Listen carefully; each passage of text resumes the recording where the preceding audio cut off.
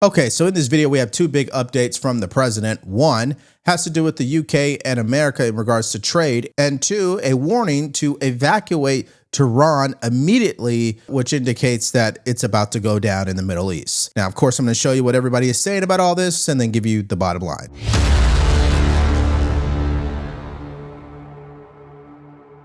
Have you spoken to Prime Minister Netanyahu? When might you speak to him? I've spoken to everybody. What will you say? Israel is doing very well, as you probably noticed. And I gave Iran 60 days, and they said no. And the 61st, you saw what happened. Day 61. So I'm in constant touch. And as I've been saying, I think a deal will be signed, or something will happen, but a deal will be signed. And I think Iran is foolish not to sign one. President, Iran is accusing Netanyahu of attacking them to deliberately derail your nuclear plan that you had. What do you say to that? Do you think that's true? No. Look, Iran should have signed the deal. If it would help bring Iran to the negotiating table, would you guarantee that the U.S. would not get involved militarily? Well, I think Iran basically is at the negotiating table. They want to make a deal. And as soon as I leave here, we're going to be doing something. But I have to leave here. I have, this commitment. I have a lot of commitments. I have a commitment to a lot of countries, including the UK, where we just signed our deal. Okay, so that was President Trump standing next to UK Prime Minister Starmer, where they announced that the trade agreement between the UK and the USA is official, signed on the dotted line. But during that announcement, they took questions, and one of them clearly was about Israel and Iran. And the president continues to tell everybody where he stands, and that is Iran is not allowed to have a nuclear weapon.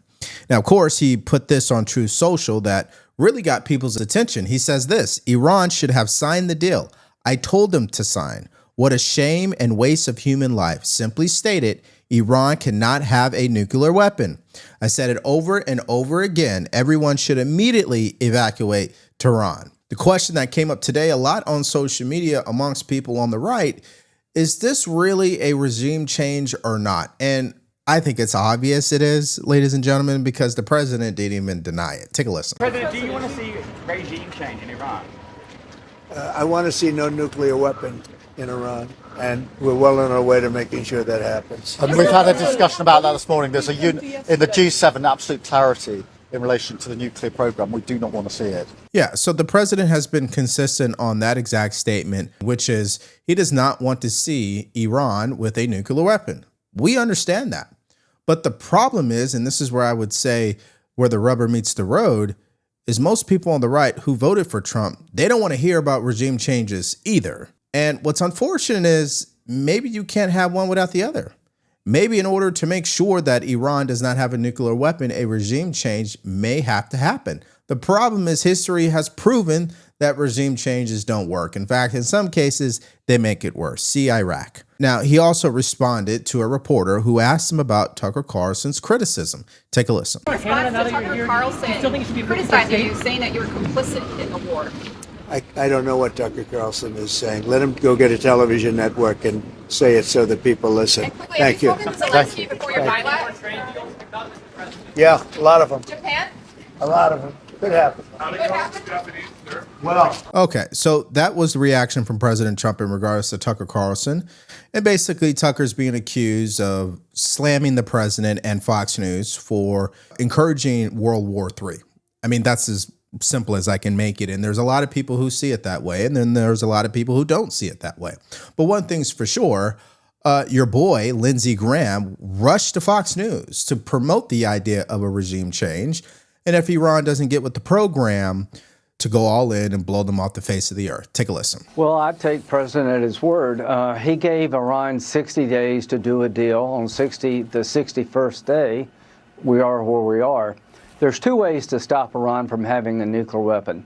One is diplomacy, the other is force. I think the headline tonight is we're moving into the land of force. I think Iran has allowed themselves to be fooled into thinking they could manipulate Trump.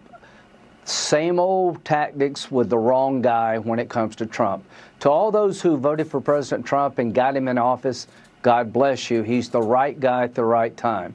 These are dangerous times. Why do we say no nuclear weapon for Iran? They're a religious theocracy. They're built around an extreme version of Islam. They want to destroy Saudi Arabia and the Sunni branch of Islam. They want to kill all the Jews in Israel and come after us. That's what their whole country is built upon, a theocratic view that there's nobody else in the world but them when it comes to worshiping God.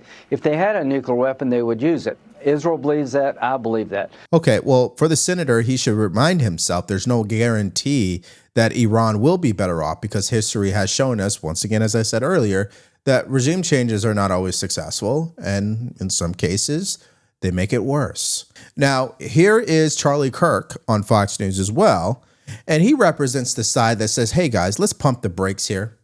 Before we pass judgment on President Trump, let's give him the ability to prove that he is right. Let's hear what he said. Take a listen. Well, first, this is the moment that President Trump was elected for. Thank God that we have President Trump in the Oval Office with this high-stakes situation.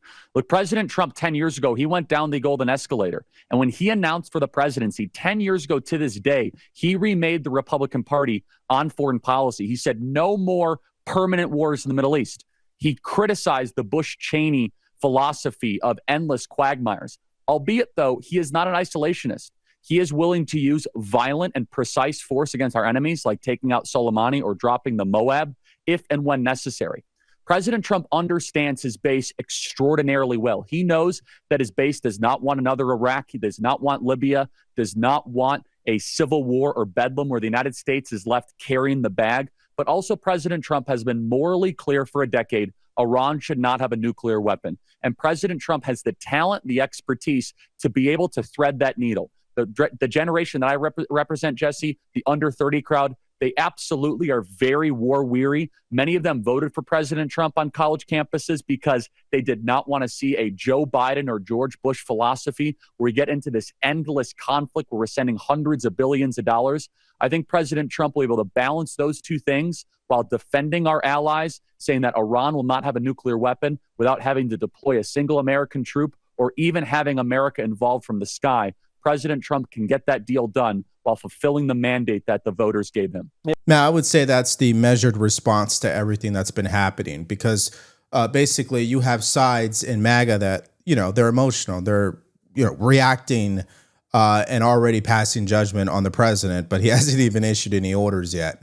But there's no question that there are indicators that leads a lot of people to believe that this war is going to escalate, that this conflict is going to escalate into a war. And it's risky more than ever that America will be dragged into it, where soldiers will have to be deployed. That is a legitimate concern, but it just hasn't happened yet. And so I agree with Charlie Kirk that why don't we give the president of the United States, that most people voted for here, some time to prove that his way of doing things will work. I think that's a perfectly sound argument to make. Now, here's Bill O'Reilly, because he actually texted with the president this morning. And here's what the president told him. Take a listen. Earlier today, very briefly, I texted with President Trump. He doesn't want to use American air power at this point because that would cause some problems with China and Putin. He would rather have the Iranians surrender, which he believes they will. Now, that's what he believes, that the mullahs are through. They will have to sign a deal. The deal will be that the weapons inspectors go in to all of the places that are working on the nuke.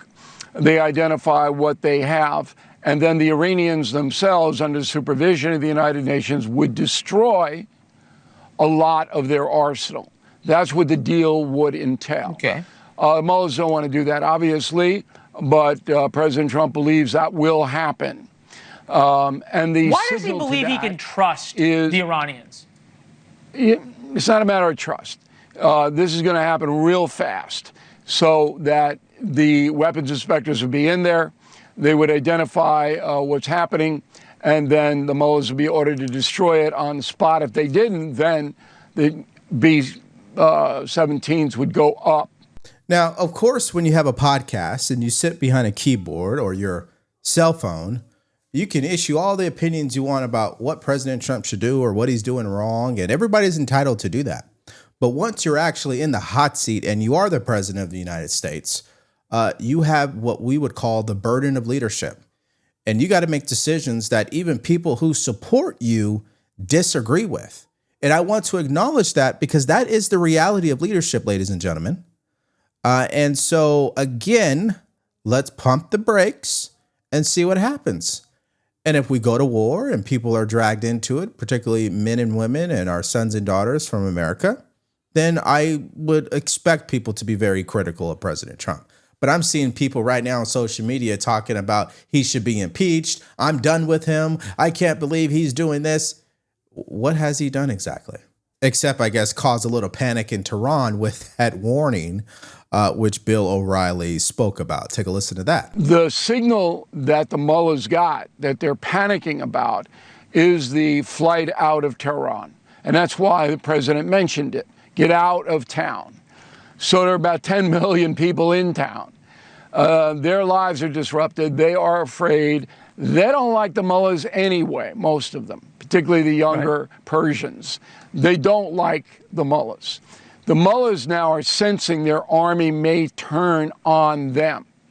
And it's entirely possible that would happen. So what President Trump's strategy is to play this out a little longer, because Israel is getting stronger while Iran is getting weaker. You just said they're running out of ordnance. They can't replace it. We're also having food shortages. Tough to get food in there now. And Iran does not grow enough food to feed its population. A lot on the table. And the signals are coming from the mullahs now. We're serious. Now we'll make a deal, according to the president. Yeah. So the one thing that stood out to me that Bill O'Reilly said is that the president is playing this out, right? He wants to see this unfold and not rush in order to make a decision, because that's what Israel may want. And as I stated in my earlier video, there are so many opinions about what the president should do. And you've got a lot of people with bigger audiences, more household names, right, who are already passing judgment on the president. And that's the thing I would probably disagree most about everything so far. I do not support America going to war against Iran. There's no question, but we're not yet. There's no official declaration that we are at war with that country. So I'm not going to pass judgment on the president unless that happens. However, the Secretary of Defense, Pete Hegseth, went on to Fox News, and he is confirming that there are certain decisions that are being made that would lead to a declaration of war, if you know what I mean. Listen to what he just said. So you're going to be in the Situation Room pretty soon with the president. Is he still aiming for a nuclear deal with the Iranians? Of course. The president's, as he said today, his position has not changed. What you're watching in real time is peace through strength and America first. Our job is to be strong. We are postured defensively in the region to be strong in pursuit of a peace deal. And we certainly hope that's what happens here. And America first means we're going to defend American personnel and American interests. So when you see jets and you see air defense assets and counter UAS assets, that's because my job as the Secretary of Defense is to ensure that our people are safe and that we're strong so that we can set the conditions for a deal. And President Trump's made it clear it's on the table. The question is whether Iran will take it. So, in other words, we are already sending our forces over there, aircraft carrier, destroyers. It seems to be, he was saying fighter jets, and I'm sure drones as well. And I already stated earlier that there were already U.S. armed forces in that area to begin with. They've always been in that area for the past few decades. So I'm not still surprised by that statement. But again, that is an indicator. That is a decision that could lead to us getting dragged into this war. And I'm not saying that's going to happen. And he said the reason they're making this decision is to make it very clear to Iran that your best option here is just to sign a deal. But that doesn't mean they won't, because they don't think like the United States of America. They don't. It's not a democracy over there. OK, they've been fighting for generations on end, and they can still sign this agreement and then the next day go against it. And what's interesting is this next clip from Mark Kelly, Democrat, of course, from Arizona, who I don't agree with on anything personally. However, he makes the same point I just did. And that's why it's so interesting that you're seeing on both sides of the aisle where no one really wants to get involved with this, unless you're some war hawk, of course.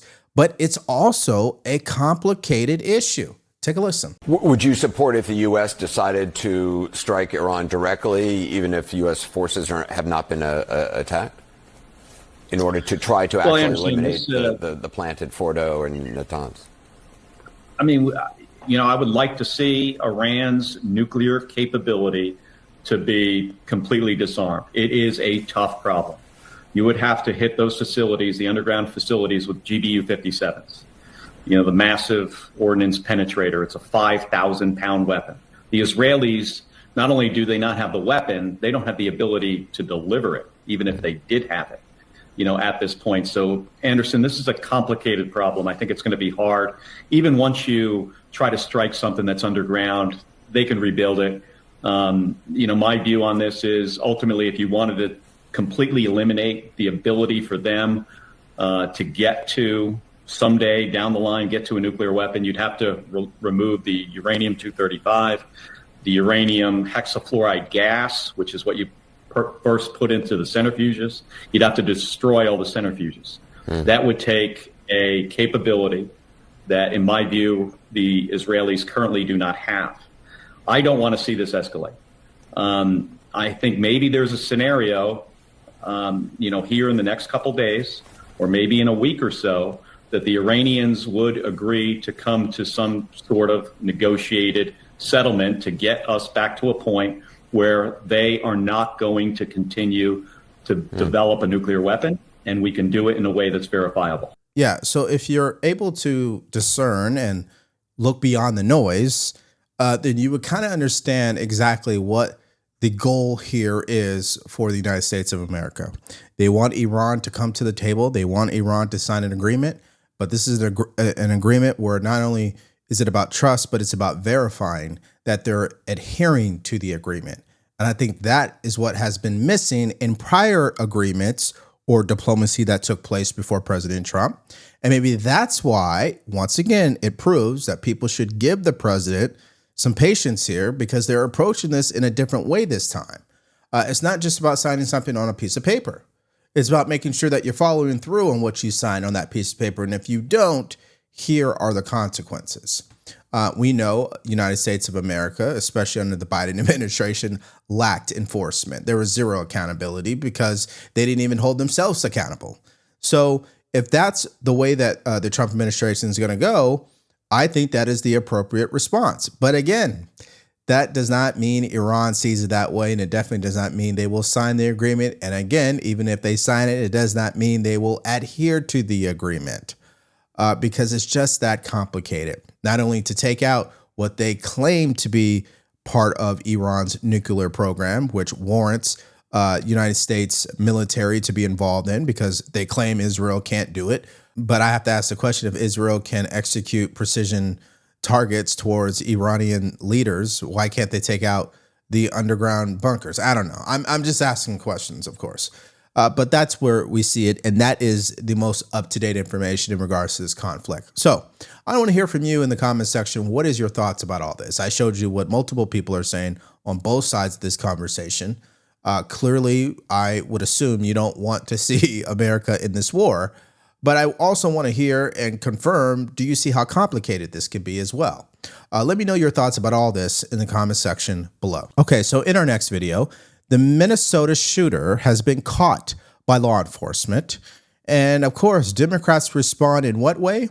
They make a fatal mistake by blaming Trump for the tragedy. So if you missed out on that video, more stories from earlier today, all you have to do is click on that video because it's coming up right now.